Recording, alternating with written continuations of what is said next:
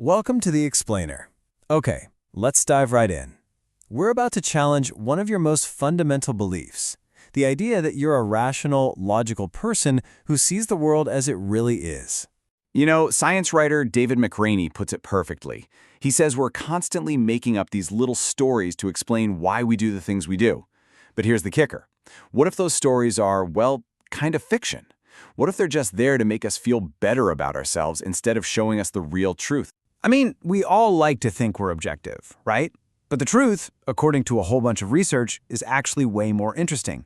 Turns out we're all walking around with these mental shortcuts, these little bugs that make us, well, predictably irrational. But here's the twist. Maybe it's not a flaw at all. Maybe it's the key to how our minds are supposed to work. So let's get into the evidence. Okay, so our first stop on this journey is a really fascinating, kind of counterintuitive idea. It's named after one of America's founding fathers, and believe me, it completely flips the script on the whole "I do nice things for people I like" logic. So Ben Franklin wrote about this old maxim in his autobiography. He noticed this really weird quirk in how we're wired. He said, look, if you want someone to like you, don't do them a favor. No, you should ask them to do a favor for you. Sounds crazy, right? But he actually used this exact trick to win over a political rival who, by all accounts, couldn't stand it. And what's so brilliant about this strategy is how it works. See, he didn't try to buy the guy's friendship with gifts or anything like that. Instead, by asking to borrow a rare book, he just gave the man a chance to do a small, simple act of kindness. And then the rival's brain had to make sense of that action. And in that process, poof, his feelings about Franklin completely changed. And this gets at something really fundamental. Our actions can actually shape our attitudes, not just the other way around. It's like our brain sees what we did, that helpful action, and it reasons backward. It says, I must like that person. Why else would I have helped them? It's this incredible psychological judo move, but it's really just one piece of this whole puzzle. All right, so this pattern, this need to justify our own actions and beliefs, it shows up in another much more common mental quirk. And this is one I guarantee you see every single day, especially if you spend any time online. We're talking about confirmation bias. So what is it? Well, basically, we just want to be right. It feels good. So we go looking for information that proves we already are right. You know the drill. You follow people who agree with you. You watch news channels that confirm your worldview. You click on the headlines that validate what you already think. We're all basically building these little cozy echo chambers inside our own heads. There's this classic study from Mark Snyder and Nancy Cantor that shows just how deep this rabbit hole goes. See, confirmation bias isn't just about filtering what you see out there in the world. Oh no, it gets way more personal. It actively filters your own memories. Just look at how this played out. They gave everyone the same story about a woman named Jane. So when they asked one group, hey, would Jane make a good librarian? That group only remembered the parts where she was shy and quiet. But when they asked the other group, is she be a good real estate agent? Suddenly they only remembered her outgoing, sociable moments. I mean, think about that. Both groups read the exact same words, but their own memories created two totally different Janes just based on the question they were asked. Let that sink in for a second.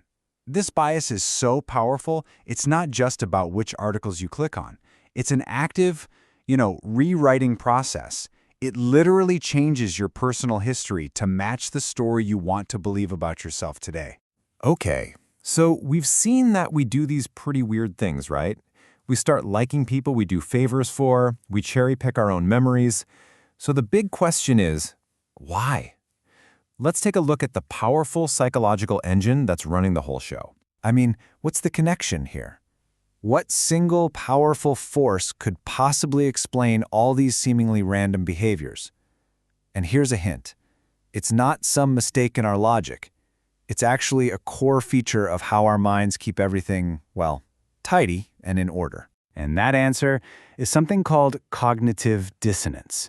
See, our brains are basically hardwired to crave consistency. They hate contradictions. So when our actions and our beliefs don't line up, it creates this mental static. It's like an itch in your brain that you just have to scratch. It's this tension that we are incredibly motivated to get rid of. So to scratch that itch, to get rid of that discomfort, our mind almost always takes the easy way out. Think about it. It's just easier to change a belief than to admit our actions didn't make sense. So for Ben Franklin's rival, it's easier to decide I must like him than to think I did a favor for someone I dislike. For us, it's easier to ignore a fact than to admit I might be wrong. Our brain literally changes our reality just to keep our internal story consistent.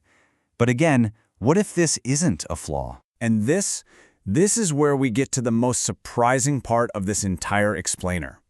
What if these so-called bugs in our thinking, our biases, that desperate need for consistency, what if they aren't bugs at all? What if they're actually features?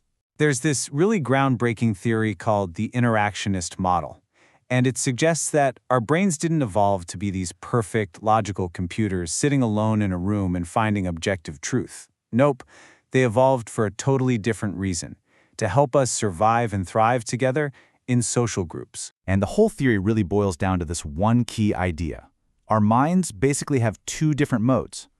We have one mode for producing our own arguments, and a completely separate and much tougher mode for evaluating arguments from other people. Just think about it for a second. When you're thinking by yourself, you're actually kind of lazy, right?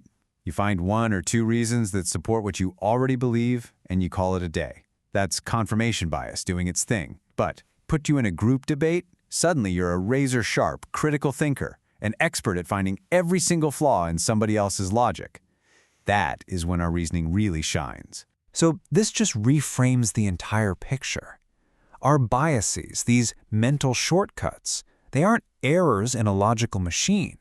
They are highly evolved, super efficient tools for social creatures. For us, our survival for thousands of years has depended on our ability to argue, to persuade, and to work together in a group.